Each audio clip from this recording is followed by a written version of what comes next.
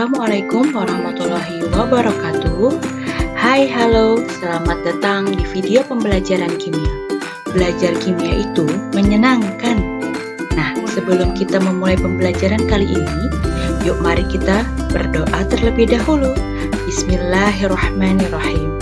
Semoga pembelajaran kita hari ini mendapat berkah dari Allah Subhanahu wa Ta'ala. Tak kenal maka tak sayang. Untuk itu, izinkan saya memperkenalkan diri terlebih dahulu. Nama saya Yulia Nadia Sari, pengajar kimia kelas 10 di SMA Negeri 2 Kandangan. Semoga kita semua dalam keadaan sehat walafiat, dan jangan lupa terus disiplin terapkan 5M. Memakai masker, mencuci tangan dengan sabun, menjaga jarak, menjauhi kerumunan, dan membatasi mobilitas. Semoga kita semua selalu dalam lindungan Allah Subhanahu wa Ta'ala. Amin, amin, ya Rabbal Alamin. Hari ini kita mau belajar apa ya? Yang pasti kita mau kenalan sama yang namanya kimia. Yakin deh, pasti kalian gak asing lagi dengan kata kimia. By the way, apa sih yang ada di dalam pikiran kalian ketika mendengar kata kimia? Pasti ada-ada aja kan yang mikir kalau kimia itu zat-zat yang berbahaya atau yang berhubungan dengan racun atau bahkan ya bisa mematikan. Sampai-sampai ada aja orang yang cari produk dengan tulisan yang tanpa bahan kimia. Nah, fix banget deh kalau orang yang bilang kayak gitu belum kenal sama kimia. Karena tidak semua bahan kimia itu berbahaya. Bahkan kita butuhkan setiap harinya. Misalnya nih, ya udara yang kita hirup buat bernapas, air yang kita minum, sampai makanan pokok yang always kita makan tiap hari. Apa tuh? Yap, betul banget. Nasi dan masih banyak lainnya. Jadi, bahan kimia itu aman kok, asal digunain sesuai peruntukannya dan dalam takaran yang pas. Oleh sebab itu, yuk kita kenalan sama kimia, biar makin akrab dan sayang. Dan jangan lupa, bikin kita makin sayang juga sama yang menciptakan kita dan semua zat yang ada di alam semesta ini. Karena Masya Allah begitu besar kekuasaannya. So, jadilah pelajaran kimia yang disukai. Nah, sekarang apa sih kompetensi dasar kita hari ini? Yaitu menjelaskan metode ilmiah, hakikat ilmu kimia, keselamatan dan keamanan di laboratorium, serta peran kimia dalam kehidupan. Diharapkan setelah mengikuti pembelajaran kali ini, kalian mampu menjelaskan hakikat ilmu kimia dan peranan ilmu kimia dalam kehidupan. Yuk kita mulai. Kimia berasal dari bahasa Arab yang artinya perubahan materi. Pencetusnya ialah Jabir bin Hayyan yang punya julukan sebagai Father of Modern Chemistry.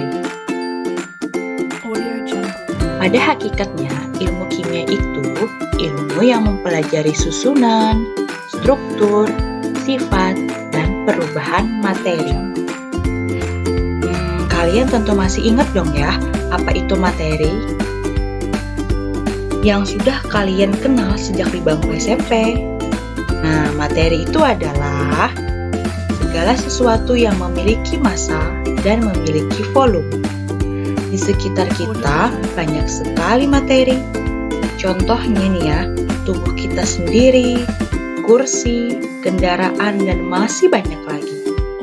Nah, materi itu sendiri tersusun atas partikel-partikel yang antar partikel ini memiliki jarak atau kerapatan yang membedakan wujud suatu materi. Nah, ayo, siapa yang masih ingat wujud suatu materi apa aja ya? Yap, betul banget. Ada zat padat, zat cair, dan juga gas.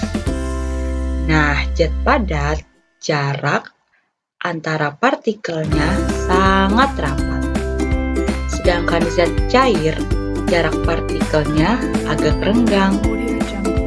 Dan juga untuk gas jarak partikelnya sangat renggang. Masing-masing contohnya seperti kayu, air, dan juga gas dalam balon. Kita bahas satu-satu yuk. Hakikat ilmu kimia dimulai dari yang pertama, susunan materi. Terdiri atas unsur, senyawa, dan juga campuran. Unsur adalah zat yang paling sederhana yang sudah tidak bisa dibagi lagi. Contohnya ada unsur Na, natrium, H atau hidrogen, O oksigen, Fe besi, dan juga karbon.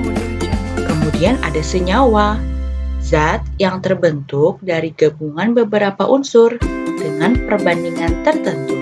Contohnya ada CO2, H2O, dan CaCO3. Kemudian ada yang namanya campuran, yaitu gabungan antara dua zat atau lebih di mana sifat penyusunnya tidak berubah. Contohnya ada larutan gula. Contoh yang lain ada stainless steel yang merupakan campuran antara besi, karbon, kromium, dan nikel. Nah, kita lanjutkan yang kedua, yaitu struktur materi. Di sini menjelaskan tentang ikatan yang terjadi antara atom sampai terbentuk molekul unsur, molekul senyawa, atau juga ion. Molekul unsur contohnya adalah O2, H2, dan N2. Molekul senyawa contohnya CO2, H2O, dan CaCO3. Dan terakhir adalah ion, contohnya ion Na positif, Cl negatif, dan juga Ca2 positif. Kemudian yang ketiga adalah sifat materi. Sifat materi yang dimaksud lebih mengarah ke sifat-sifat kimia suatu zat. Misalnya, mudah terbakar, mudah mengalami korosi, mudah bereaksi dengan zat lain, dan juga banyak lagi lainnya. Dan yang keempat itu adalah perubahan materi. Perubahan materi itu dibedakan menjadi dua, yaitu perubahan fisika dan perubahan kimia. Perubahan fisika adalah perubahan yang tidak menghasilkan zat baru. Contohnya, ada lilin terbakar, es yang mencair, dan sebagainya. Sedangkan kalau perubahan kimia adalah perubahan yang menghasilkan zat baru akibat adanya reaksi kimia. Contohnya, besi berkarat, kayu dibakar menjadi abu, dan juga nasi yang menjadi basi. Sekarang kita membahas lebih jauh tentang peranan ilmu kimia di dalam kehidupan. Seiring dengan perkembangan zaman yang semakin pesat, baik dalam bidang informasi, komunikasi, dan internet, ilmu kimia juga semakin berkembang secara signifikan. Ini ditandai dengan digunakannya ilmu kimia dalam produk-produk yang dihasilkan manusia, seperti sabun, deterjen, pasta gigi, sampo, kosmetik, obat, dan produk-produk yang dibutuhkan lainnya. Ilmu kimia juga sangat berpengaruh dan memiliki peran yang penting dalam perkembangan ilmu lain, seperti geologi, pertanian, kesehatan, dan bidang hukum. Yuk kita bahas satu-satu. Pada bidang geologi, sifat-sifat kimia dari berbagai material bumi dan teknik analisisnya telah mempermudah geolog dalam mempelajari kandungan material bumi, logam, maupun minyak bumi. Kalau bidang pertanian, analis kimia mampu memberikan informasi tentang kandungan tanah yang terkait dengan kesuburan tanah. Dengan data tersebut, para petani dapat menetapkan tumbuhan atau tanaman yang tepat. Kekurangan zat-zat yang dibutuhkan tanaman dapat dipenuhi dengan pupuk buatan. Demikian pula dengan serangan hama dan penyakit dapat menggunakan pestisida dan insektisida. Kita lanjut ke bidang kesehatan. Ilmu kimia cukup memberikan kontribusi. Contohnya, penemuan jalur perombakan makanan seperti karbohidrat, protein, dan lipid. Hal ini mempermudah para ahli bidang kesehatan untuk mendiagnosa berbagai penyakit. Interaksi kimia dalam tubuh manusia dalam sistem pencernaan, pernafasan, sirkulasi, ekskresi, gerak, reproduksi, hormon, dan sistem saraf juga telah mengantarkan penemuan dalam bidang farmasi, khususnya penemuan obat-obatan. Dan terakhir nih ya, di bidang hukum, ilmu kimia juga dibutuhkan ketika terjadi kejahatan-kejahatan ataupun pembunuhan. Dengan begitu, dibutuhkan sampel hasil tes DNA yang menggunakan ilmu kimia. Wah, ternyata ilmu kimia sangat memiliki peranan dalam kehidupan ya. Nah, sekarang sudah selesailah pemaparan materi.